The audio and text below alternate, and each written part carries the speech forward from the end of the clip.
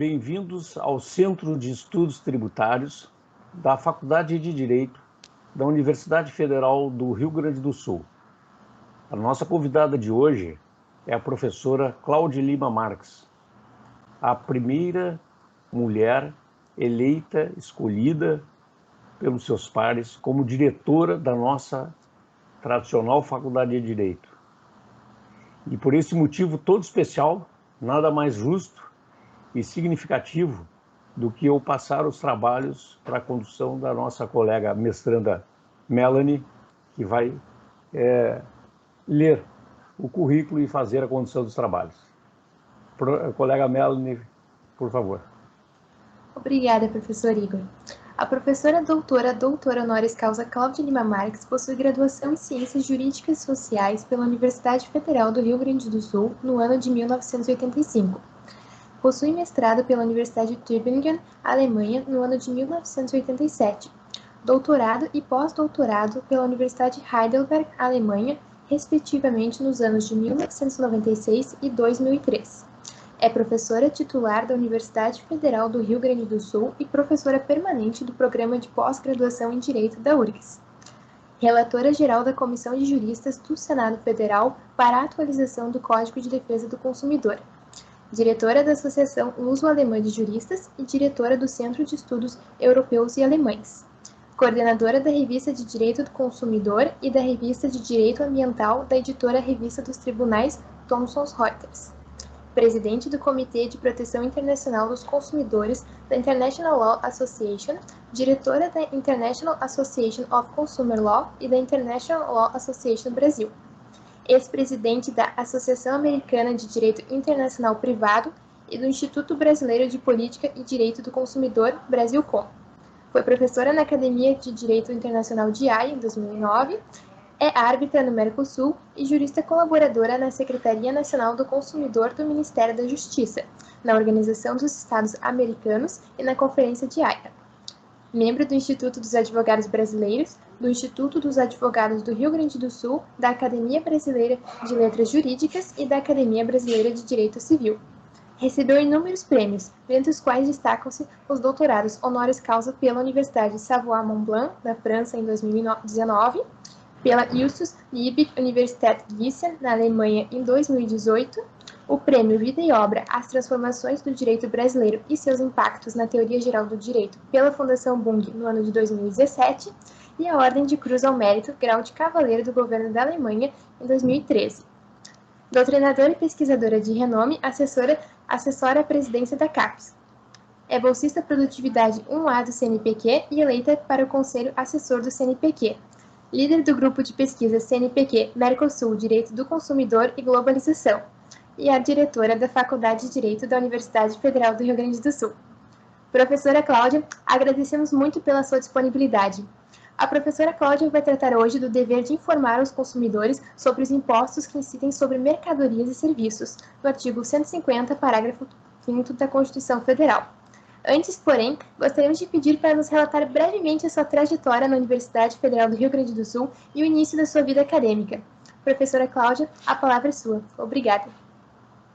Muito obrigado, querida Melanie, e muito obrigado, professor Igor Dalinewicz, um exemplo de dedicação à nossa faculdade, não é? Por esse convite e a honra de estar aqui com os colegas, não é? E poder ainda um pouco falar sobre a minha trajetória na Universidade Federal do Rio Grande do Sul, a Melanie Chevik, que é pesquisadora do nosso mestrado, né? Sabe quanto é importante este olhar, vamos dizer, para o que os outros já fizeram, no sentido de poder também querer alçar esses voos, né? Então, professor Igor, rapidamente, não é?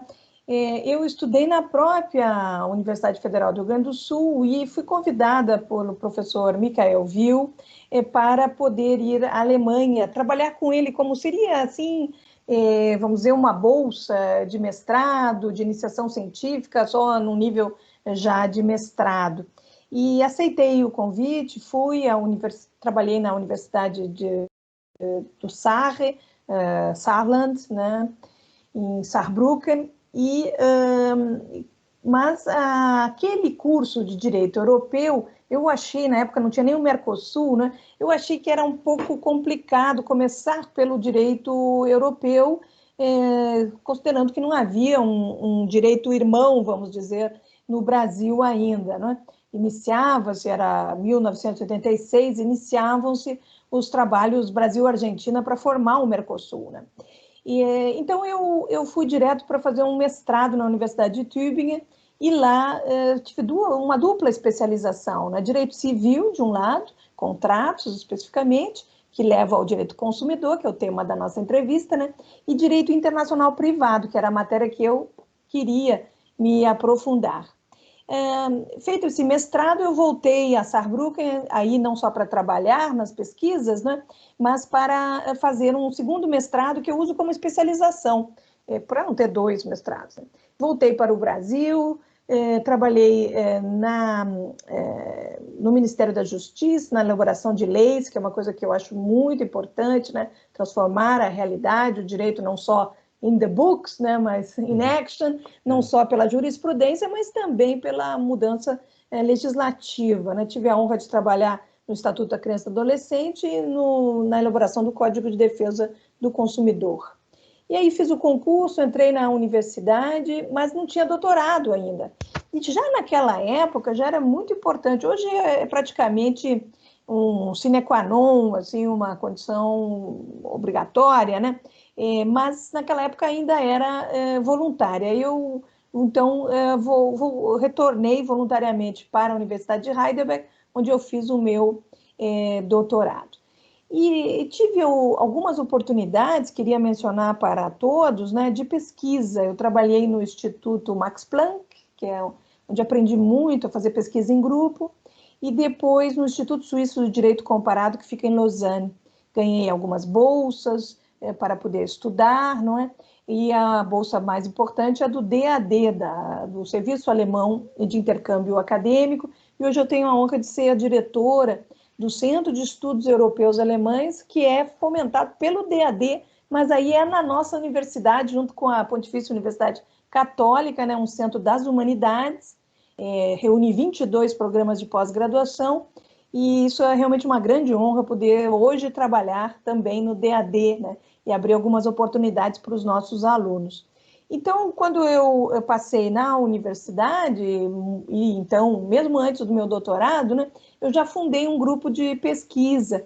E, na época, a pesquisa era muito individual na nossa faculdade, hoje ela é em grupo, em centros, como esse belíssimo centro que o professor está, né, que é o Centro de Estudos Tributários da URGS, e essa pesquisa em grupo eu realmente gostaria de mencionar, não é? Porque a trajetória acadêmica, ela não é individual no sentido, vamos dizer, puro das coisas. Claro que o talento e o esforço, sem dúvida, também é individual, mas ela só acontece e quando as pessoas abrem portas para nós, não é? Constroem caminhos para a gente passar, né? Como os meus mestres alemães, os meus mestres brasileiros que me apresentaram para os mestres alemães, não é? Os congressos que eu pude ir e conhecer pessoas, fazer esse networking, e depois a pesquisa em grupo. Eu acho isso muito importante destacar que a nossa universidade, a Faculdade de Direito em especial, hoje faz muita pesquisa em grupo, e isso tem um efeito de sinergia, né? Porque as pessoas aprendem pesquisando, né? Então, eu já estou nesse grupo de pesquisa há mais de 25 anos, né? Na universidade, há 30 anos agora, bastante tempo, né, que fiz o concurso, acho que vai ser 29, mas de qualquer maneira, a trajetória, eu acho que só é possível se a pessoa, vamos dizer, conhece espaços, e nesses espaços, nesses grupos, nesses centros, como estão agora ocorrendo, né, em matéria tributária, essas conexões são feitas, essas portas são abertas, e com o seu talento pessoal, mas também aprendendo a pesquisar com os seus mestres, é que a gente sobe nos ombros do gigante, né? Aí vai e tudo funciona. Eu quero fazer aqui um elogio também à Melanie, que junto com o professor André Schmidt, nosso professor da casa, fez um belíssimo artigo que vai sair na revista do consumidor também, sobre esses aspectos, né? E este artigo pediu uma tradução em inglês e possivelmente vai sair numa que eles chamam Research Partnership Platform da UNCTAD, da ONU. Então, veja que bonito, né? Então, junto com um professor jovem na nossa casa, uma publicação já na ONU, que é um nível excelente, né? Então, vamos dizer, eu não quero falar sobre a minha trajetória em especial, que eu recebi muita ajuda e tive realmente muitas portas abertas no Brasil e no exterior, não é? Mas eu acho que o importante é nós darmos esse exemplo para os alunos da importância dessa pesquisa em grupo, da importância desses centros, desses espaços onde essas conexões são feitas. Muito bem.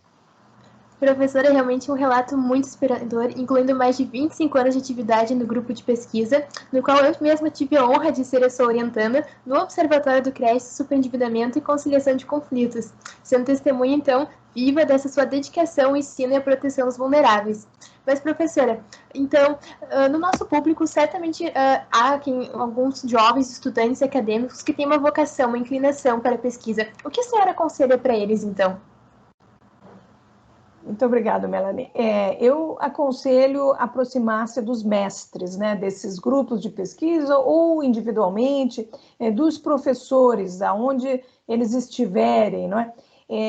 Na Europa, vamos dizer, uma tradição que os professores têm salas e as salas têm horários de visitas, né, que em alemão chama Sprechstunde, né? Quer dizer que é o momento da conversa, né? E esses horários de visita o professor pode fazer individualmente com um aluno, né? Mas pode ser um grupo de alunos. E eu gostava muito daquelas horários de conversa, né? Que eram em grupo, numa mesa, assim, então cada um pegava o seu café e ficava escutando os outros falar sobre a pesquisa, sobre suas dificuldades, sobre os seus sucessos, sobre os professores que conheceram, convidavam professores para sentar ali também. E assim, nos grandes institutos de pesquisa que eu trabalhei, o Instituto Max Planck, por exemplo, cada um tem a sua sala, separados, mas todos tomam café juntos. Por quê? Porque não é perda de tempo esse contato é o início da caminhada, né? E muitas vezes a pessoa vai evitar fazer um erro ao descobrir, ao escutar sobre o erro do outro, né?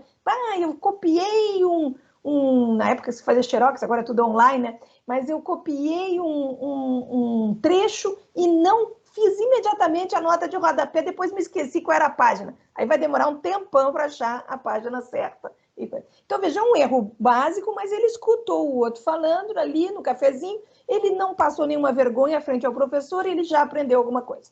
Então, eu sugeriria, vamos dizer assim, que procure os mestres, que procure esses grupos, que procure esses espaços, centros, né, para ali começar a pesquisa. E todo mundo começa errando, né? Inclusive tem uma pedagogia que chama do erro e do acerto. Eu considero que é a melhor pedagogia para pesquisa. Pesquisar, em teoria, é magnífico. Na prática é que tem que ser bom. E na prática é preciso dedicação, tempo, vontade, né? E engajamento, né? As pessoas têm que perseverar naquilo que querem alcançar. Perfeito, professora. Agradecemos, então, o excelente depoimento e gostaríamos de ouvi-la agora abordar o tema do dever de informar os consumidores sobre os impostos que incidem em mercadorias e serviços. Estamos ansiosos para ouvi-la. Muito obrigado. Eu também agradeço o professor, não é, Igor, que me deu esse tema. O artigo 150 da Constituição, né, tem esse título das limitações do poder de tributar. E é bem enigmático, não é? E, ao mesmo tempo, tem princípios como da anuidade, princípios importantíssimos, né? Por quê? Porque os tributos, em geral, e os impostos que são os mencionados ali, né? Eles são, vamos dizer, a parte de ônus, né? da sociedade, não é? Então, sem dúvida, é interessante que a Constituição de 1988 tenha pensado no seu parágrafo 5º, né, que a lei deve determinar medidas para que os consumidores sejam esclarecidos acerca dos impostos que incidam sobre mercadorias e serviços. Então, veja, essa redação, ela traz duas grandes mensagens, né? Primeiro que o consumidor, ele não tem que ser apenas informado, ele tem que ser esclarecido, né? Acho que isso é importante para a exegese. No direito do consumidor, nós estamos muito acostumados a uma espécie assim de escada da informação, né? A informar, informa, né? Dar forma. Por que é importante dar forma? Porque aquela informação, né? Ela está no expert, no caso aqui nas empresas que vão fornecer, que vão dar o preço, né? Vão fazer as embalagens, etc. Então, isso está como que escondido daquele que é o cidadão, vamos dizer, aquele que é o destinatário da norma, né? Então, ele tem que colocar numa forma que o outro entenda, para comunicar, tornar comum essa informação. Só que essa escadinha, esse é o primeiro degrau. A informação é apenas um dever de boa-fé, né? Porque ele não pode esconder as coisas. Só que aqui a Constituição foi mais além. Ela mandou esclarecer, né? E é um dever positivo. A lei vai determinar que medidas vão ser feitas para que possam esclarecer os consumidores. Então, acho que nisto foi sábio o Constituinte de 88. O Código de Defesa do Consumidor, ele tem esse grau do dever de esclarecer, do dever de alertar, inclusive produtos perigosos, por exemplo, tem um dever mais acima ainda, que é o de alerta do perigo, né? E o esclarecimento geralmente é entre o expert e o não expert, o leigo, né? No caso do consumidor, o cidadão é o leigo. Então, esse parágrafo, o quinto, né, do 188, ele é transmutado em várias regras do Código de Defesa do Consumidor. E aí nós chegamos no que eu conheço mais, né, que é o direito do consumidor. Por que é importante para o consumidor receber as informações tributárias, vamos dizer, de direito tributário em geral, né, ou esses ônus? Primeiro, porque ele entende a formação do preço. Sempre me chamou a atenção nos Estados Unidos que eles dão o preço ao contrário, eles dão o preço de verdade e mais os tributos, né? Então, você sempre se surpreende na caixa que aquilo não custa aquilo custa mais um pouquinho, né? Mas é a maneira como eles chegaram a esse grau de informação, vamos dizer, para aquela comunidade. No Brasil é o contrário, né? Eles embutem no preço o imposto e aquela informação tem que ser aberta também no caixa, né? Para a pessoa que está adquirindo esse produto e serviço. Então, essa informação, ela, vamos dizer assim, ela cumpre um papel de esclarecimento de qual é a fatia de contribuição que cada um está dando nesse caso específico, quando adquire um produto e um serviço, né? O Código de Defesa do Consumidor incorpora essa ideia, né, nos artigos 31, 46, no caso das ofertas, no caso dos produtos com financiamento também, temos o 52, temos vários artigos que vão incorporando essa ideia de uma informação mais completa para o consumidor. A prática brasileira, ela é efetiva, não é? Mas eu diria que não é esse o ponto que, vamos dizer,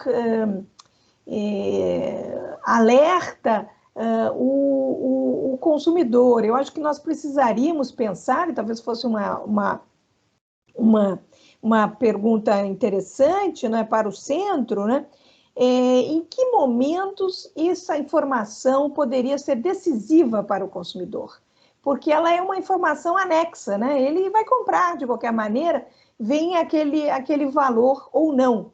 Mas em alguns tipos de impostos, né, enfim, efeitos tributários, né, essa informação pode ser importante. Eu quero dar exemplo do internet internacional, já que eu sou professora de Direito Internacional, né? A pessoa agora no Natal quer comprar um telescópio para os filhos, né? E vai na loja, como as lojas hoje são online, em virtude da nossa pandemia, da nossa situação atual, né?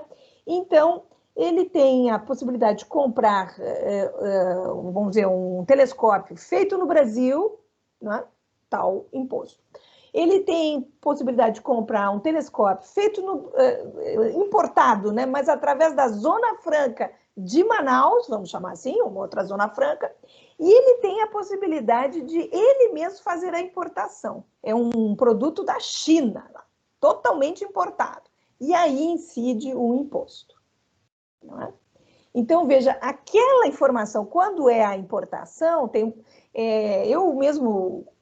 mas nós aqui em casa, quando compramos alguns brinquedos para os meninos, né, a gente presta mais atenção. Claro, nesse plus, que é o imposto de importação, né, mas eles colocam assim, talvez incida, como que talvez não incida também, né, que é uma informação meio dúbia, né. E a gente presta mais atenção no tempo que leva, porque essa importação direta leva mais tempo do que a outra, né? Mas essa informação, por exemplo, eu a considero que seria decisiva. Então, por que não fazer uma simulação do valor que o imposto vai cobrar naquele caso de fim? Então, eu diria que não é que esse inciso e essa absorção no Código de Defesa do Consumidor, ela é inefetiva. Ela é efetiva, mas ela não chega a ser decisiva, talvez, como eu acredito que tenha sido esse espírito. Olha, o imposto é muito alto, né, de importação, não vou comprar. A maneira brasileira de vender acaba como que escondendo os riscos dessa importação direta realizada pela pessoa. Né? Então, realmente pode ser que não peguem, né, mas pode ser que ele fique retido no fisco, né, para o pagamento do imposto. Então, eu acho que esse tema é um tema que nós temos que realmente trabalhar, a norma, ainda mais constitucional, tem que ter um efeito útil, né, e o Brasil precisa desenvolver melhor esse parágrafo 5º do artigo 150. Muito bem. Professora, se me permite, Melanie e professora Cláudia, a questão da literalidade do artigo 150, parágrafo 5º, que prevê impostos, a senhora acha possível uma exegese não literal, mas que ali conste tributos, ou pelo menos o sentido seria esse, a exemplo da contribuição ao PIS e da COFINS, que são duas contribuições, nominalmente não são impostos e que incidem quando da venda da mercadoria. Muito obrigado, professor Igor, por essa pergunta. Realmente, vamos dizer, num espírito de exegese de efeito útil, e ainda mais com esse verbo que não é informar no sentido literal, mas esclarecer, né, que é muito mais, é dar luz, né? Esclarecer é realmente dar luz a incidência deste tributo, vamos chamar agora já mais aberto, né, em virtude da pergunta do professor, né? E principalmente o PIS e o COFINS, que foram dois exemplos dados pelo professor, eles podem ter importância, vamos dizer, na decisão, não é? E se vê na jurisprudência quantas discussões são sobre o PIS e o COFINS. Eu mesmo, em matéria de direito do consumidor, né, naquela coisa dos serviços, então é uma jurisprudência do STJ enorme sobre isso, né? Então, e ali muito diálogo das fontes com o Código de Defesa do Consumidor, usando a noção de consumidor de leigo. Então, eu acho que dá para fazer essa construção mais aberta, apesar de realmente, na literalidade, o parágrafo 5º mencionar impostos, né? Mas no seu espírito, no espírito da lei, eu considero que é possível, ainda mais em direito tributário, em que temos aquela belíssima decisão, a primeira, né, sobre a anuidade dos tributos, que era uma regra não escrita da Constituição, nem sequer escrita, mas foi considerada pelo Supremo Tribunal Federal princípio imanente, né, vamos dizer, dos tributos no país. Então, veja, princípio imanente, né? Agora, quando usa a expressão esclarecido, e ainda um dever de fazer, né? A lei determinará medidas para que o consumidor seja esclarecido. E se essas contribuições, né, vamos dizer, num sentido leigo, né, elas são impostos, vamos dizer, né, num sentido jurídico não, mas enfim, né? E sobre isso também há uma belíssima decisão, aí não do STF, mas do STJ, sobre a abusividade de cláusulas, dizendo que se ele coloca ali, por exemplo, num seguro, não cobre furto qualificado ou roubo qualificado, né? Sempre tem essa diferença, né? E o leigo não entende o que é qualificado. Então, qualquer roubo ou furto será incluído. Por quê? Porque ele dificultou o esclarecimento do consumidor ao colocar essa expressão técnica jurídica, né? Então, veja, uma cláusula abusiva. E a Constituição não pode ser, vamos dizer, de pegadinhas, né? Então, com essa ideia também, primeiro do efeito útil, né? Do mandamento, do gebot constitucional de esclarecimento, né? E o segundo, da impossibilidade do que seria a pessoa a qual se adressa, a qual está, vamos dizer, focada a norma, que é o consumidor, também não entender o que é um imposto e o que é uma contribuição, né? Então, nesse sentido, me parece que é possível fazer essa construção, professor. Eu não a li em lugar nenhum ainda, eu confesso, né? Então, eu acho que talvez é uma boa construção para ser realizada como pesquisa, né? Por quê? Porque também existem outros princípios, inclusive nos tributos, né? Que são muito estritos.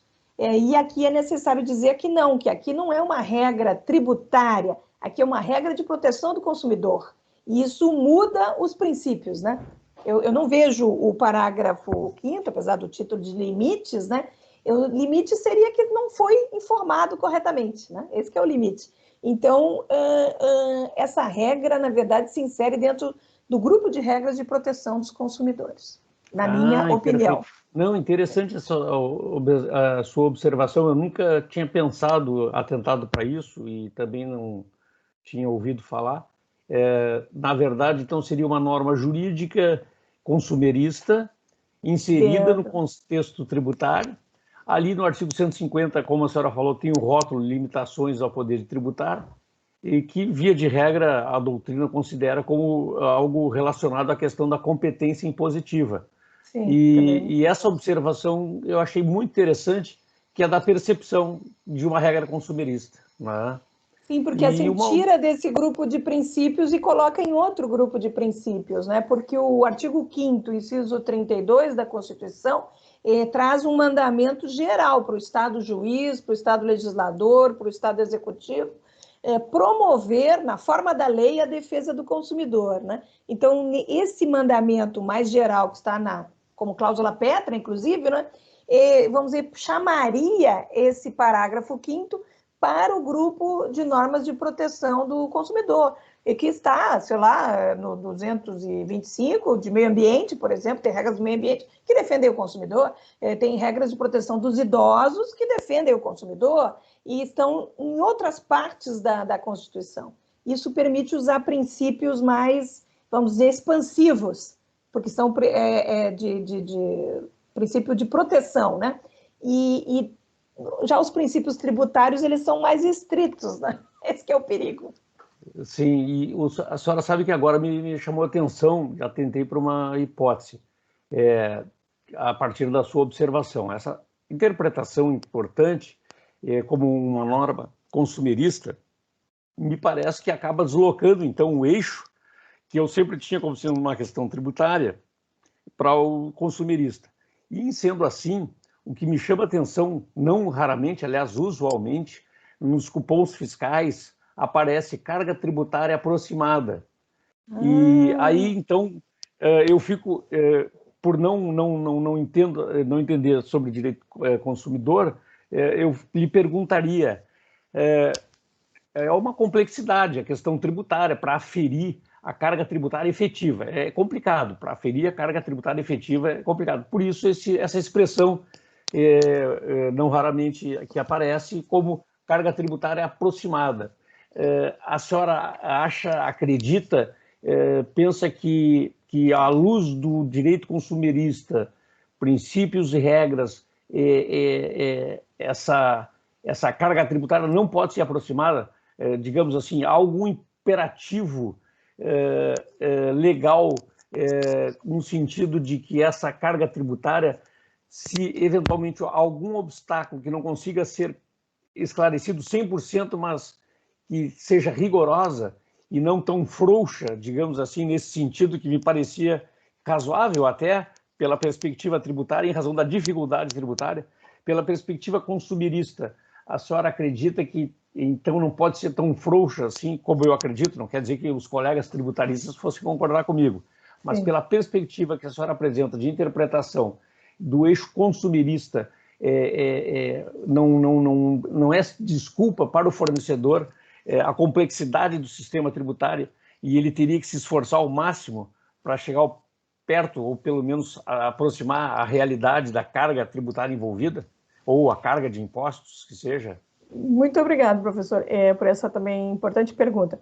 O artigo 31 do Código de Defesa do Consumidor afirma, como regra, né, que as informações têm que ser corretas, claras, precisas e ostensivas e em língua portuguesa. Essa é vamos dizer, a literalidade, né, da norma.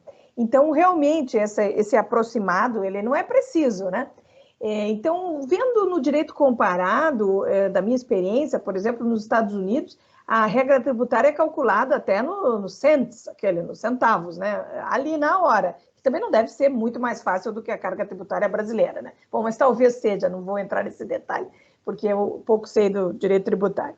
Mas na Alemanha, ao contrário, eles utilizam os chamados cargas máximas.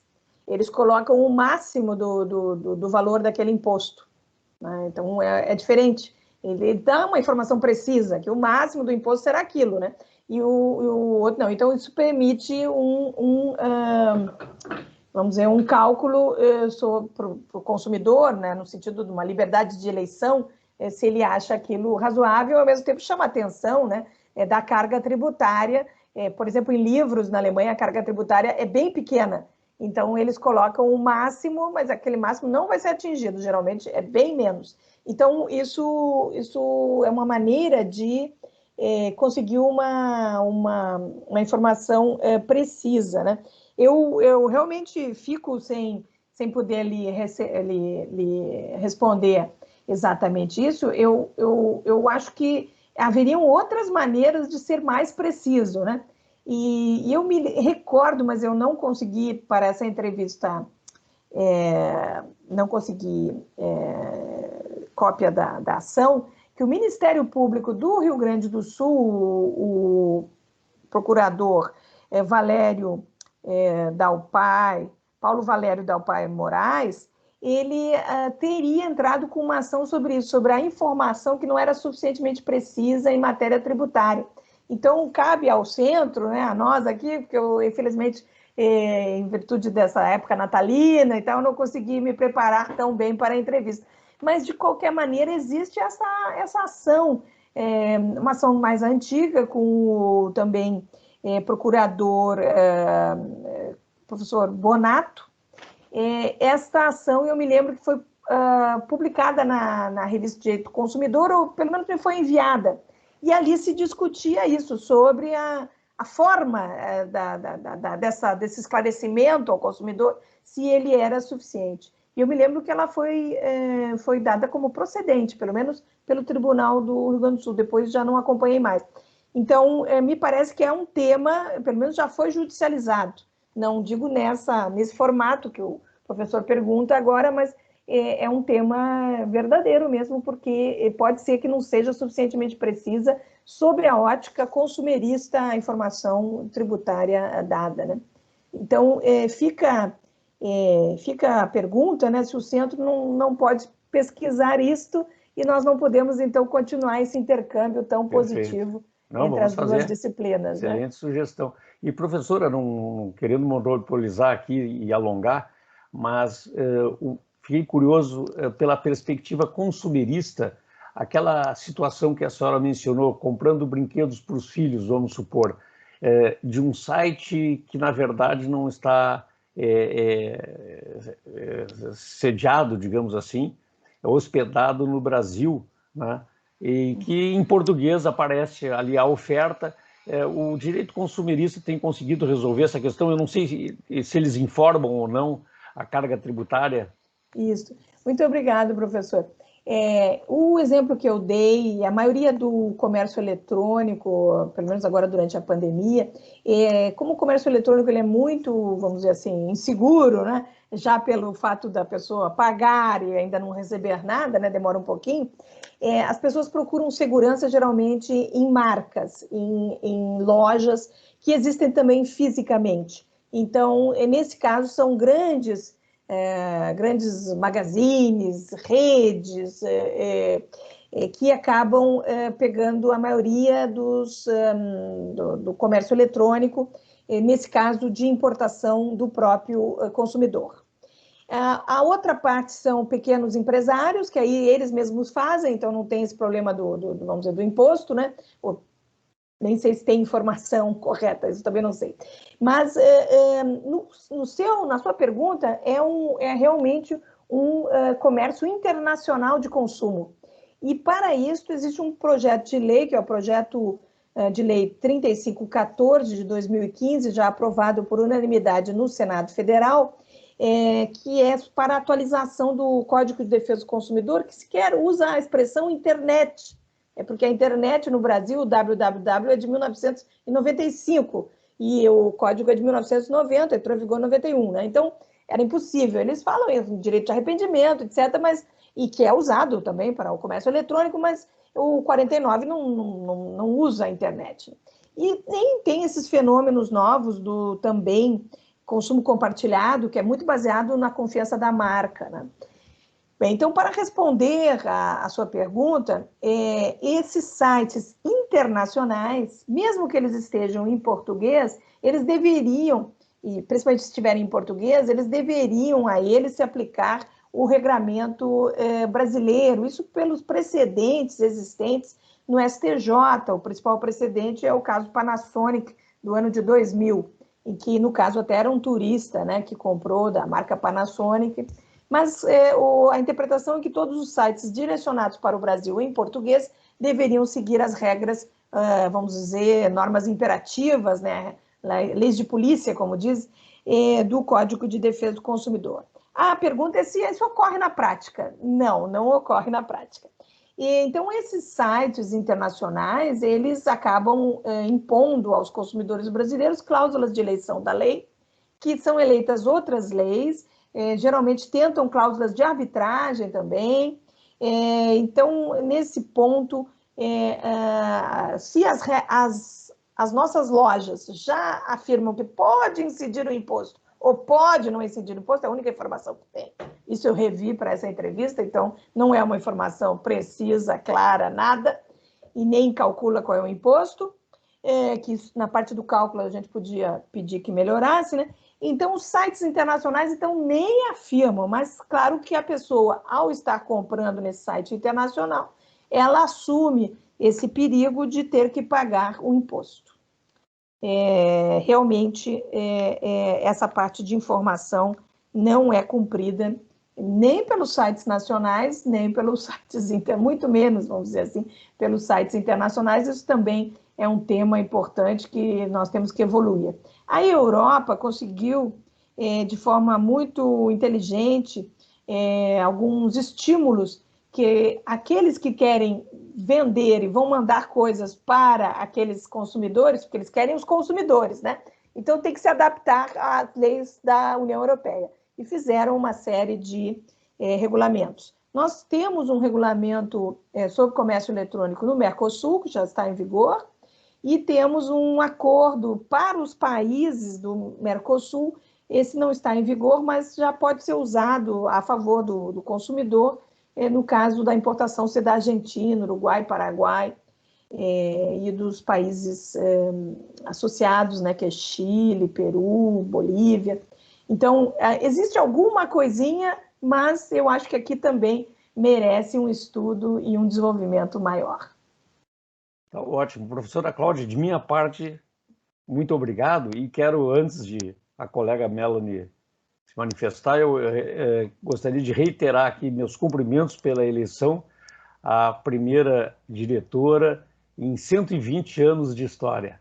Meus parabéns e sucesso na gestão. Muito obrigado, professor Igor. Muito bem, professora Cláudia, faço minhas as palavras do professor Igor. Nós tomamos nota de suas preciosas sugestões e esperamos enriquecer, então, esse diálogo entre o Centro de Estudos Tributários e o Direito do Consumidor. Agradecemos a sua disponibilidade, a sua disposição e a sua exposição. Agradeço também ao professor Igor Danilevitz, sem o qual esse projeto não seria possível. Muito obrigada a todos. Obrigado. Obrigada.